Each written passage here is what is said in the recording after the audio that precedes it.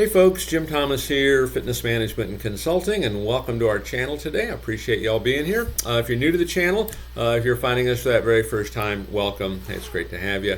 And as a quick reminder to all, my focus, my mission here in the channel is I want to be able to provide as much information as I can to as many people as I can, across all regions. And the best way I can do that is when you choose to subscribe to the channel, when you choose to hit that like button, when you choose to offer your comments below, and when you choose to share the information with friends, associates, and colleagues. So if you've not yet done so, please hit that subscribe button. We appreciate it.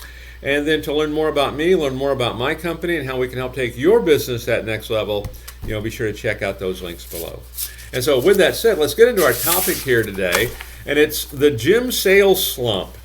Here's what you need to know.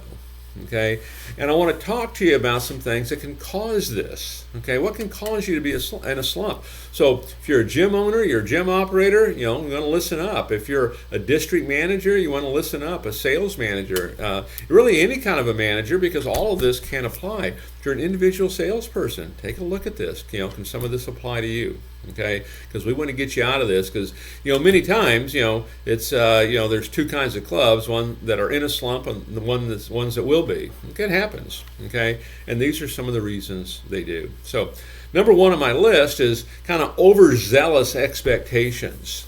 Okay, the expectations are too high. Now let me tell you what I mean by that, because I'm a believer in high expectations. I think one of the big problems that folks have sometimes, they have too much of a small think, okay, in terms of what they want to do. But here's what I want to kind of comment here, and this will kind of lead into some other things as well. But overzealous expectations, okay?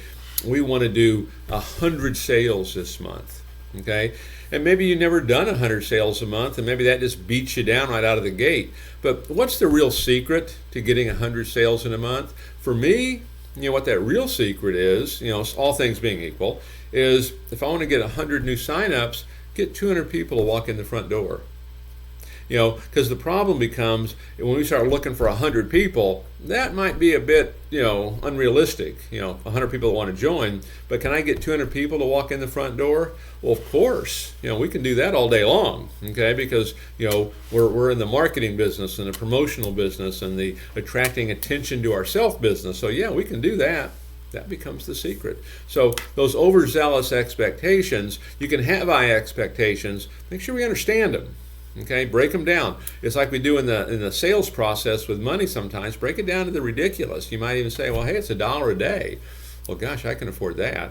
Okay, break this down to that ridiculous as well. So overzealous expectations.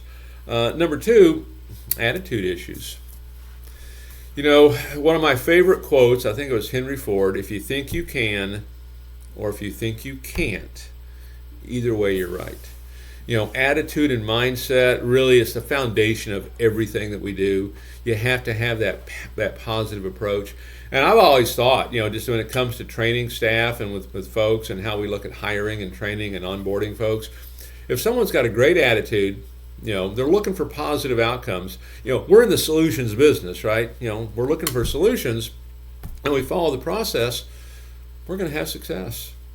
It gets back to what I was saying earlier. If you want 100 sales, get 200 people to walk in, have a great attitude, follow the process, you're kind of rolling all of a sudden. And funny thing is, sometimes it can be that simple. Number three, we get an issue of confidence. One of the common things that I've seen is, when whether a gym, a manager, a department, a person, when we slump, our confidence and our self-esteem is suffering. More often than not, that is always true. We lost that swagger. Okay, confidence and self-esteem is suffering. How can we get that confidence and self-esteem back? Well, one of the things I would suggest, if you're not working out in your gym, start working out in your gym. Okay, because everything we tell our customers is true. Okay, on what exercise does for us. Okay, start associating with folks that support you and believe in you and can offer positive guidance and positive direction. Become a student. Use this channel. Okay, always be learning. Always be learning more. How can you get better? Get that confidence and that self-esteem back. Go for some kind of low-hanging fruit, so to speak. And what I mean by that is, maybe offering add-on programs, to your member base. They want to add on a family member, or maybe your member base wants to upgrade their membership. Sometimes those can be a little easier because they're already a customer. They just want to, supersize it, so to speak. Okay, so confidence and self-esteem is things that we need to understand. Okay, number 4. Lack of product knowledge. Lack of product knowledge. Now, there's a lot of products here. There's the fitness product. There's your business product. There's the sales product, the people product. I mentioned earlier, become a student of this. We want to have product knowledge. One of the things I suggest you do, make sure you're working out on every piece of equipment that your gym has. Understand how they work, how they tick, how it feels. Be sure you're taking every class. Get to know all your instructors. Okay, know what's happening. Stay abreast of the industry. What's hot, what's not, what's cool, what's not. Okay, understand people. I know on the product knowledge side, when I first became a manager, I didn't know the first thing about managing. I was a salesperson that did well. I was doing maybe 100 sales a month. Okay, and I became the new manager over the assistant manager. That would offer challenges in and of itself. But I knew nothing about this. And I knew every single Friday I would go to the bookstore and buy a book on sales and a book on sales management and how to do this and how to guide this and how to direct this and what needed to. I became an expert on sales and sales management. Okay, and our sales reflected that. And so, lack of product knowledge. Again, use this channel, to help educate you. Go to the bookstore. Another great opportunity to do that. Number 5, the Gym Sales Slump and what you need to know. It's lack of a buyer understanding.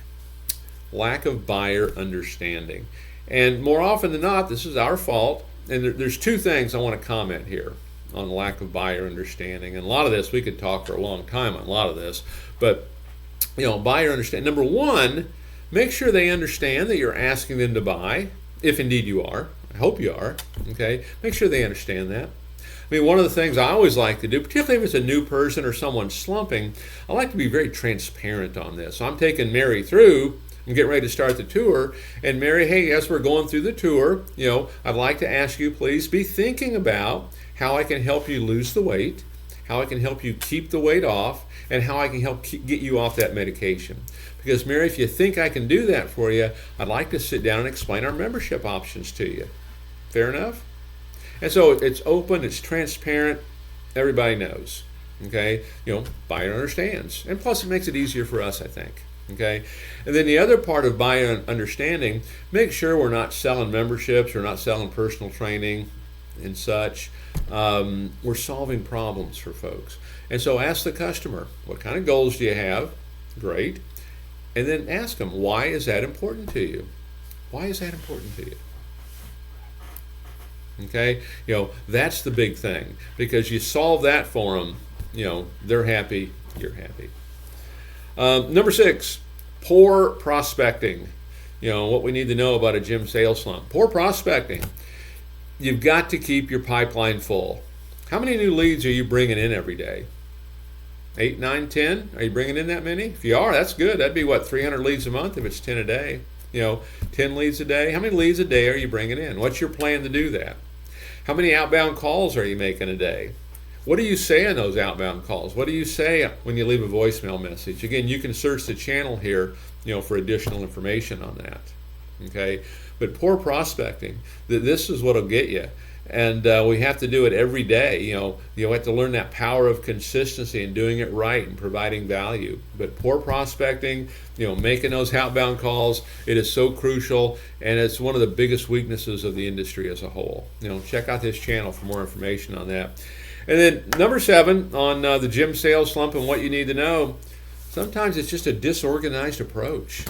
I know I see this a lot from my sense, and that talking with clubs that need that turnaround, they are in a sales slump, and you find they're just all over the place. There's no one way they're handling phone inquiries. There's no one way they're handling online leads. There's no one way their sales process works. Everyone's doing their own thing. There is no second sale. They're struggling with personal training. Just disorganized and all over the place. You want to finely tune this, get a proven approach. Again, check the channel. If you want more information, hit me up below. Where we're offering a 45-minute free strategy call. It might be worth a conversation for you. You never know, that might be all the help you need on something like that. So take a look at this. What you need to know. Here's the things that cause that sales slump. Here's what gets you there. And maybe go through this. It can keep you from ever getting into that sales slump. So folks, again, my name's Jim Thomas. My company's Fitness Management and Consulting. Appreciate you being here today. And as I mentioned earlier, my focus, my mission here on the channel is I want to be able to provide as much information as I can to as many people as I can across all regions. And the best way I can do that is when you choose to hit that subscribe button. If you find value in the videos, please hit the like button. Look forward to hearing your comments below. Share the information with associates and colleagues. And if you haven't done so, do that now. Hit that subscribe button. And to learn more about me, learn more about my company and how we can help take your business that next level, be sure to check out those links below. And we'll look forward to seeing you all in that next video.